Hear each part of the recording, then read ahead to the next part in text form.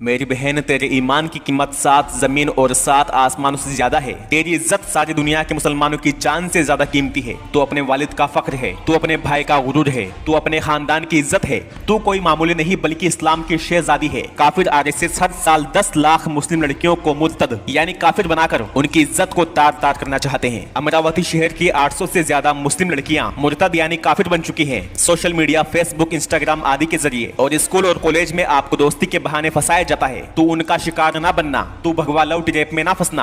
थोड़े दिनों की झूठी खुशी, तोहफे और पैसे के लालच में आकर अपनी दुनिया और आखिरत खराब ना करना। याद रखना, तेरे नबी ने बेटियों को जिंदा दफन होने से बचाया है। याद रखना, तेरे नबी ने औरत को वो इज्जत दिलाई है जो इस्लाम से पहले ना थी। याद रखना, तेरे और मेरे नबी ने हमारे लिए अपनी आंखों से आंसू बहाए हैं। अगर तुझसे कोई गलती हो गई तो वापस आ जा, तेरे भाई तेरी मदद के लिए तैयार हैं। अल्लाह तेरे ईमान, इज्जत और आबरू की हिफाजत फरमाए, आमीन। मैं तेरा ईमान वाला भाई।